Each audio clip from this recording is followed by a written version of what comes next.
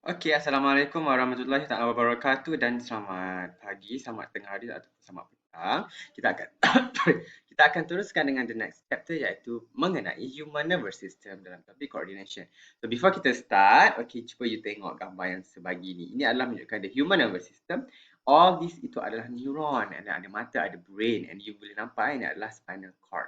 Macam yang dalam cerita Attack on Titan tu kan, macam mana Ymir Fritz tu boleh jadi Titan tu kan. Inilah dia bendanya. Lepas tu you tengok ni, human nervous system. And then tiba-tiba ada orang tweet. He looks a little nervous. I think this is so funny. That's why I share it with you because this is the nervous system and they pun talk about he looks a little nervous, in which I found it funny lah. So I just want to share it with you, knowing that the topic gonna be very very heavy. Okay, please pay attention to this topic. Alright. So by the end of this lecture, all this long lecture kita akan awak akan belajar. Kita akan belajar pasal the nervous system dan how the muscles contract. Macam mana you angkat dumbbell semua tu. And then hormones in mammal and hormones in plant. So kita akan start dulu dengan nervous system. So by the end of this lecture, you should be able to state the organization of nervous system, explain the formation of resting and action potential, blah blah blah blah. Nanti kita akan tengoklah all this you have learned masa topik cardiac cycle. Tapi kali ini kita nak tengok into more detail macam mana action potential itu terjadi. Dan instead of dia melalui dekat cardiac muscle, kita akan tengok how this impulse dia akan carry along axon, which is the nerve cell. Okay. Explain the mechanism blah blah blah. Nanti kita akan tengoklah, I akan explain to you. So this topic agak heavy but actually dia simple. Cuma nanti I akan explain lebih lanjut lah supaya awak faham the whole thing. Okay, nervous system. This topic, untuk yang first part ni, you tak payah tahu sangat into more detail. Cukup apa yang I letakkan dalam slide sahaja. Okay, sebab dia hanya nak state. Awak tak perlu nak explain. State tu mean nyatakan sahajalah. Okay. So, before that, we go into more detail. Kita kena faham lah apa bendanya yang di dalam nervous system. Dalam setiap sistem, sebelum ada sistem akan ada tissue.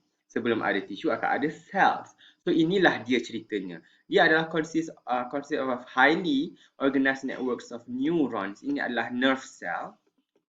Dan juga this neuroglia ataupun the supporting cells. Alright. So dekat dalam nervous system ini kita memang akan ada banyak neuron. All the cell ni yang dipanggil neuron. And akan ada supporting cell yang akan relay the information dan sebagainya. Yang itu kita panggil neuroglia.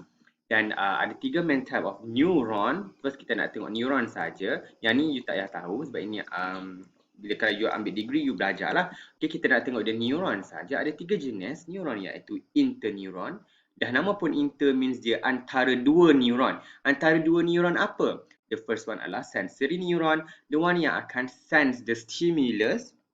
Dan juga motor neuron. Okay, motor neuron ni adalah dia akan carry the impulse ataupun arahan towards the effector organ. So antara dua ni, okay, yang akan link dua ini adalah interneuron. Interneuron akan berada di tengah. So dia akan linkkan these two neuron together lah. Okay, the one yang akan detect the impulse adalah sensory. Sebab itu namanya sensory. Motor pula dia akan pergi ke effector cell ataupun organ. Okay, the one yang akan carry out the action. So inilah dia ceritanya. Okay, three types of neuron. Sensory neuron, the one yang akan detect the stimulus.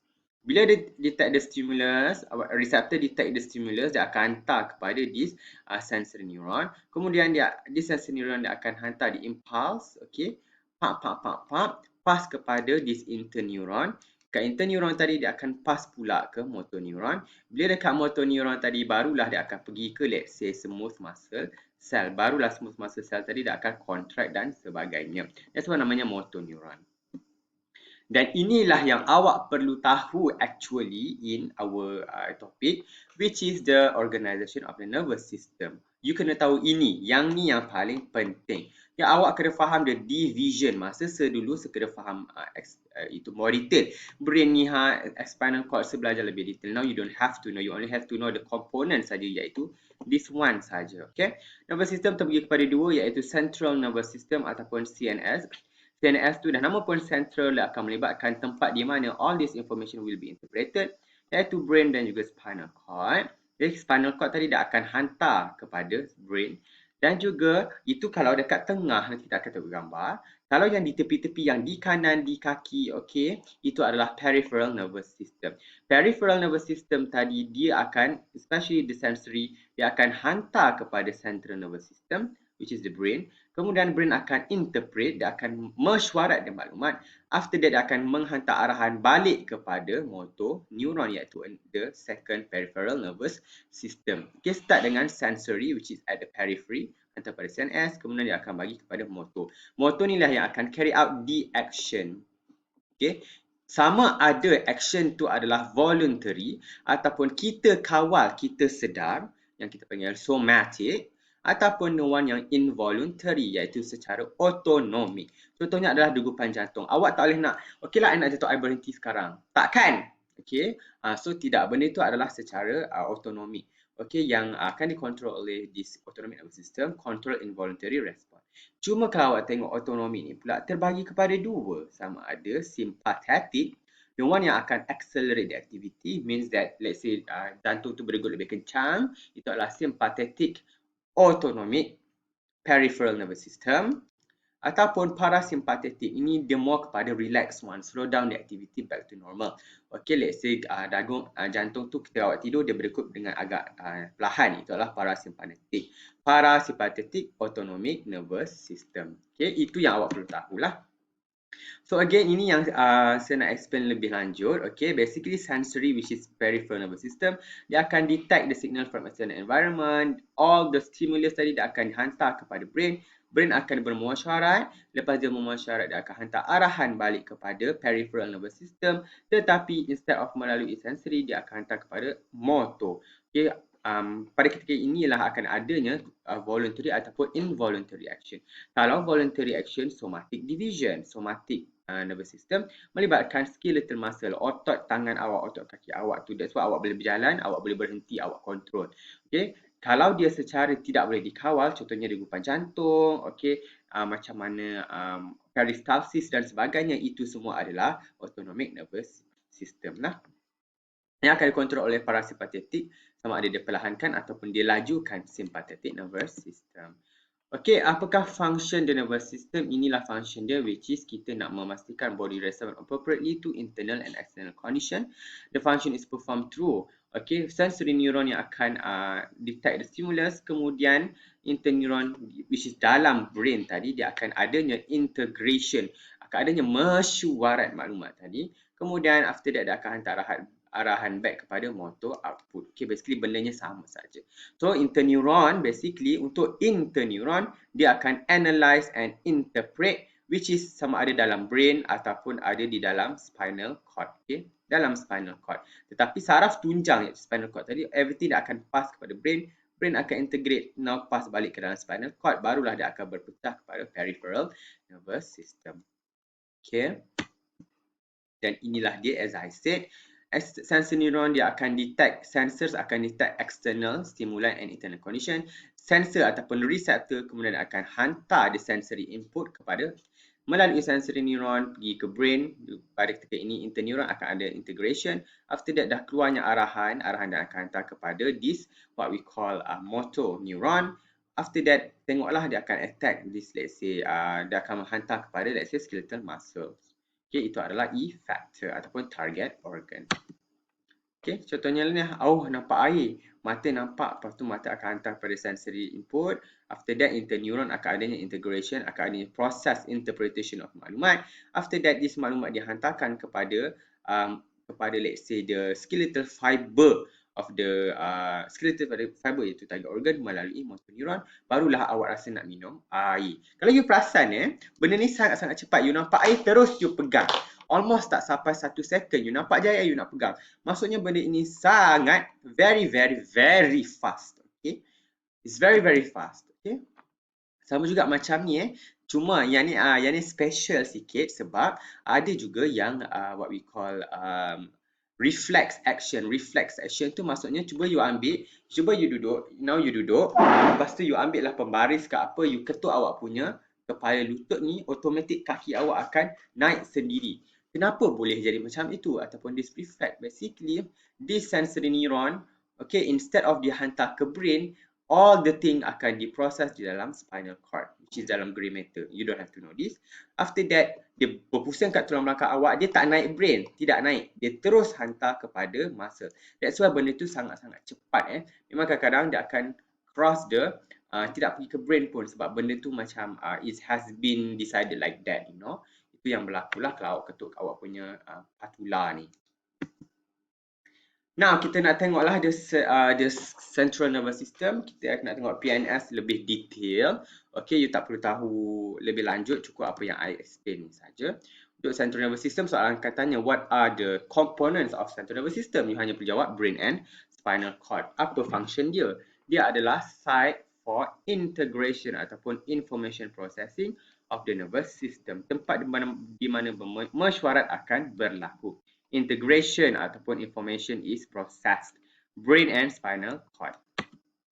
How about peripheral nervous system? Kalau you tengok sebelum tadi, ini adalah brain and ini adalah saraf tunjang. Saraf tunjang tu basically dia akan collect semua information daripada sensory neuron naik ke spinal cord.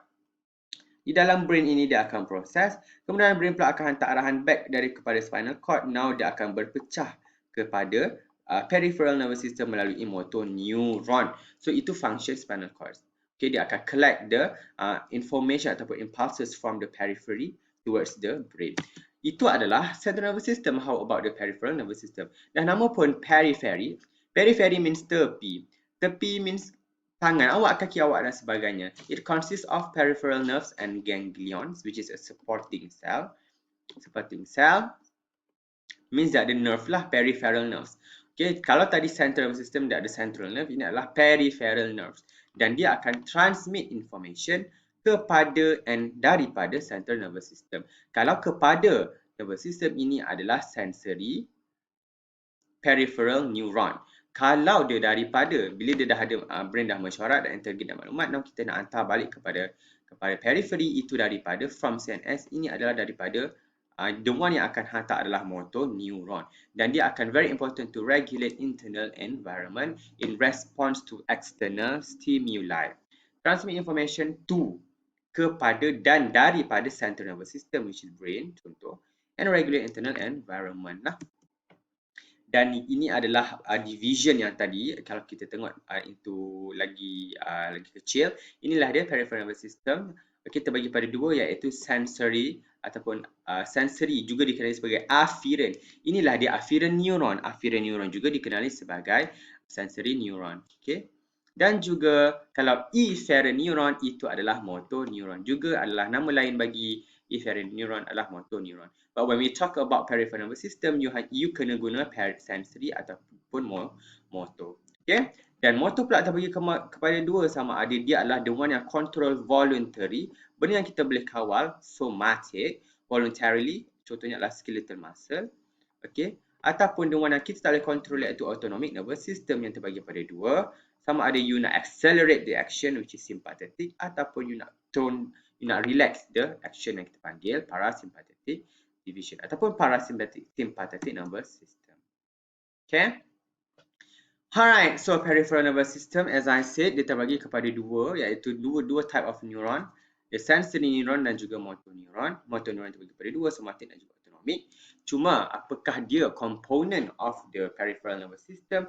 Dia adalah dia consists of neurons yang di mana dia akan connect the brain to all part of the body. Contohnya body muscle, skeletal muscle, sensory organ dan juga organ built on the system. You bagi je apa-apa organ, okay, betul jawapannya. Alright? Dan you boleh nampaklah kita akan ada this sensory fiber, dia akan hantar kepada spinal cord and brain.